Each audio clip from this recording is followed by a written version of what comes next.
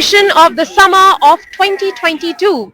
Hello and welcome to our special coverage of the Birmingham Commonwealth Games.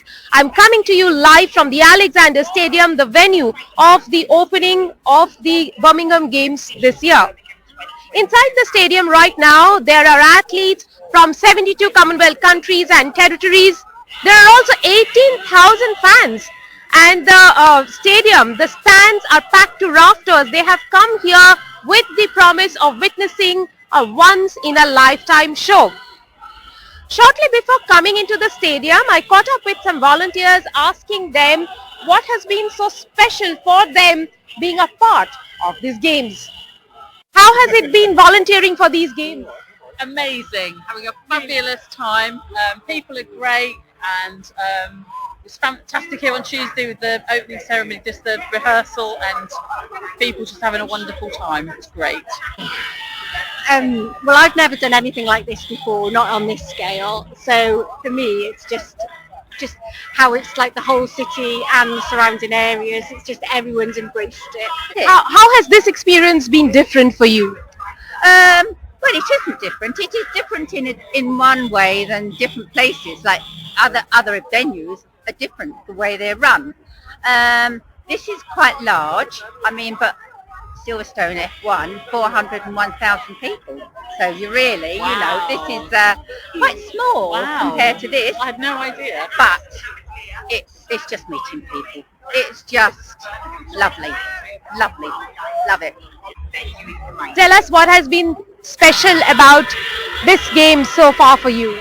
Oh, meeting everybody, all the volunteers have been absolutely fantastic, and so meeting lots of new friends, and then getting now to meet all the people coming is brilliant. Yeah, such good atmosphere. So I would recommend wherever you're in the world to come on down here. India will be represented by 214 athletes at the Commonwealth Games in Birmingham, and you are looking at the youngest athlete in the Indian contingent, Anahat Singh. She will be playing squash at the games here, her first Commonwealth Games. Anahat, thank you very much for joining us. Talk to us a little bit about the excitement. You are the Junior India #1, but this perhaps is your first biggest senior tournament. It's really different, but also like really exciting because I get to play with senior players from all the different sports and like get to see them around. Like if I meet them in the dining hall or just walking around, take pictures with them, talk to them. So I feel like it's a totally different experience which I've been looking forward to like throughout since I started playing. Tell us about this, graduation from junior to suddenly becoming a senior overnight. You were, thrown into the big league. It is a bit overwhelming because I feel like suddenly, like in a matter of like a few months, I jumped from juniors to seniors. But like I said, I'm really excited because I feel like you only get to play seniors after a certain age, and me getting to do that at a younger age, and like not many people have the option to do that. So I feel like I'm really happy about that. And you're essentially a singles player, Anahat, but you're also playing doubles here with Sunaina. How has that been going, and how has it been switching from singles to doubles? I feel like it's quite similar, except it's just two people and it's just helping you out a bit more. But we've practiced quite a bit over the past 1 month, and I feel like we can do quite well. A lot of people I've been talking to says that she has tremendous power, and her foot movement agility is what sets her apart. Would you say that is something that will help you get closer to a medal? Because you're better than the other athletes in that. I feel like movement definitely is like better because I used to play badminton and that helped out a lot in my movement. But I feel like there are quite a few aspects like power. I don't exactly have like the same amount of power the other athletes have. So there are quite a few things missing out, but I feel like I can be a close contender. And why did you decide to shift from badminton to squash? Because squash is a more intense and a more difficult sport than badminton. I feel like squash just, fit me better. I tried playing a lot of different sports. Like I was always into sports. Like in school, outside school, I used to play sports like all the time. But I feel like squash is actually the sport that I had the most fun with, and I felt like I'd do best at. Tell us about little tips that you may be getting from your senior pros like Joshna and Deepika. They have been in the circuit for over a decade now. One thing that I don't exactly do is like warming up and cooling down. So I feel like that's what they've been telling me throughout the whole tournament, that I need to start doing that to like in the like when I'm like playing senior categories. So that's one thing I've been like told constantly. You are a class 9 student at the British school. How has it been adjusting, professional sports with your studies? The teachers are very supportive. Like I'm gonna miss the first 20 days of school for the Commonwealth and like after this World Juniors, but the teachers have all emailed and messaged and like made sure that I'm doing fine, and they'll help me catch up and make sure I understand everything. And what about your classmates? Are they excited that, you are a part of such a mega event? Yeah, my classmates, they're all like messaging me and like calling me and stuff and like wishing me best of luck, and I feel like that's really sweet of them to do that. One question that an answer that everyone perhaps would like to know, it's such a big event, it's a massive stage. All the mega athletes say that they have butterflies in stomach, but would you say because you're so young and uninhibited, those butterflies aren't there? Yeah, because I feel like I don't really have anything to lose here. So even if I'm not able to play my best, it's fine because it's my first senior tournament, and I'm gonna like try and do better like the next tournaments, but I'm gonna try my best, of course. Realistically, what are the targets you're setting for yourself here? Realistically, I'm gonna try and at least according to the draw I've gotten, I feel like my coaches are saying I can try and reach the quarters and semis if I play my game. That's in the singles. Yeah. And what about the doubles? Doubles, I haven't really thought of that yet because it's like next week is not starting. Right now I'm focusing on singles. One last question, Anahat. You are also supported by the Virat Kohli Foundation, I believe. To what extent does the foundation support you, and where do they expect to reach you in the next couple of years? They're really supportive. They like help out in all the traveling and like coaching, and for the past like 1 year I've been with them, and I feel like I don't think anyone really expects that much because like I said, it's my first Commonwealth, but I mean, I'm going to try and do my best and like make people proud. Well, that's what we are all hoping for and wishing you very best of luck. You are looking at the next big thing in Indian sports, Anahat Singh, and she's not only going to make India proud this time by appearing in her first Commonwealth Games, but also one for the future.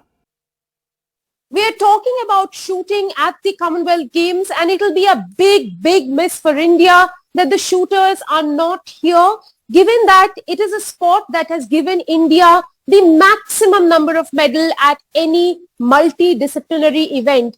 To talk about shooting and its absence, we have the shooting legend with us, London Olympics medalist Gagan Narang. Gagan, you have 10 medals from the Commonwealth Games, not to speak about your Olympic medal here, but overall India has won over 60 gold medals in shooting. How big a miss it will be for the Indian contingent to not have you guys here? Well, Rica, it'll be a big miss. In fact, I'm missing them as well, and it's quite odd that I am sitting here and giving you an interview rather than giving you an interview in Birmingham. I think the shooters are a bit disappointed that Commonwealth Games mein shooting nahi hoga. I think it's a big blow, but hopefully the good sense will prevail and we should be back in the Commonwealth fold in the next edition. Now, Gagan, in 2019, when this decision came through that there will be no shooting, the Indian Olympic Association had even threatened a boycott. As a bargain, they were told that a Commonwealth shooting championship and perhaps an archery championship will be held, but that has not happened. Do you think that could be a reality? Well, I don't know why that didn't see the light of the day, but I think it was because of COVID. But I'm hoping that, shooting at the moment does not figure in the first list of the 2026 Commonwealth Games in Australia. But I'm hoping that good sense will prevail and shooting will come back into its fold, because if you see, it's not just about Indians winning medals. I think the Australians are also traditionally very good at the sport, and shooting not being there will also cause a dent in their medal tally. So I'm hoping that shooting will be included. Gagan, we were talking to the Commonwealth Games Federation this morning, and they were saying that a review comes up in a few months' time, and by September probably we will get to know the final list of the sport that are going to be played at the Commonwealth Games. But given how things have gone, how hopeful are you of shooting, wrestling, and a few other sports being a part of these multidisciplinary events in the long run? Well, Rica, speaking factually, I think traditionally, we've been doing better in these games, and I don't see a reason. I mean, it's a bit unfair because there's so many young athletes participating across various Commonwealth Games nations that they are being unfair to. And I think I hope that no games are excluded, and in fact, they should include as many games as possible so that the Olympic movement, the spirit of sport is alive and it continues to grow that way. Gagan, the idea that I have in having spoken to these officials is that they're trying to compete with Olympics to get younger. And while they're trying to get younger athletes and younger audience, the sense I get is that they're perhaps more trying to get in more urban young audience and urban young athlete than trying to be inclusive. What is your idea? Excluding events like wrestling and archery, as well as shooting, and bringing in sports like skateboarding, breakdancing, rock climbing. Doesn't it appeal to the urban audience more than the audience and at mass? I guess it's beyond my imagination to kind of see these new sports being included and at the same time the traditional sports being excluded. I think that should not have happened. I'm not against new sports being included, but the traditional sport, I mean, if you see wrestling, it's been there since the longest, and it's never gone out of any games for that matter. So why should a sport like shooting? I mean, archery, of course, developed into shooting and so on, but I don't see a reason that these sports should be excluded and each sport should be included in their behalf. So I think you have enough space for including more sports, and just don't take any sport out because it's unfair to so many millions of people who are training for this sport. Now, Gagan, you have been a champion shooter at the Commonwealth Games. Tell us, there's been a lot of talk about the relevance of the Commonwealth Games. What do you think are the relevance of it today? Well, I feel India's best medal haul at the Commonwealth Games in shooting especially was in 2002, Manchester, when we had 69 medals and we finished fourth. And we've been, since independence, only missed 3 Commonwealth Games out of so many that have been happening. And we finished second in 2010. So I think Commonwealth Games is a great first step for any athlete. It should be their first games. Of course, my first games were the Olympic Games because I wasn't that part of the Olympic cycle.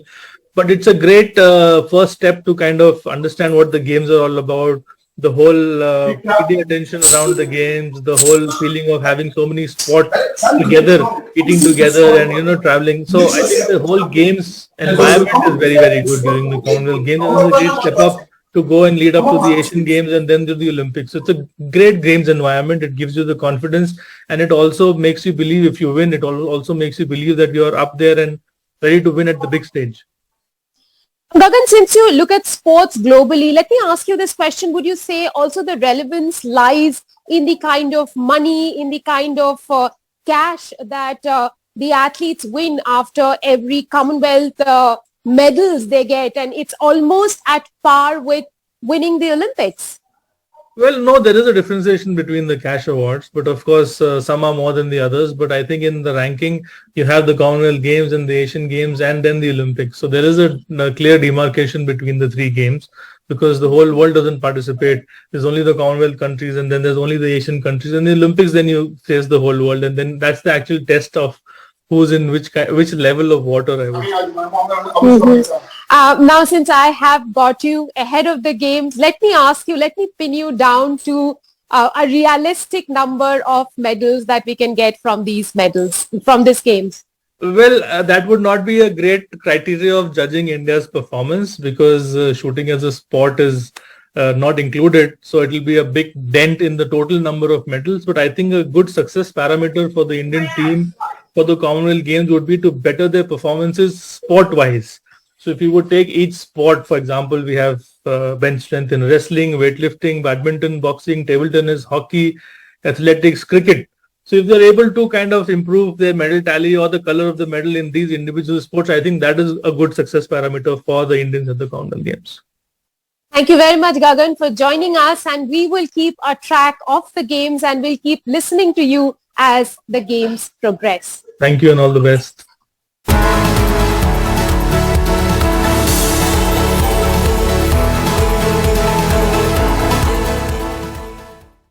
Welcome to another side of Britain. A side where we discover new flavours on every street corner. Where we take good times to new heights. And where ways to get around are limited only by our sense of adventure. In 2022, come and join us for an unmissable year of celebration.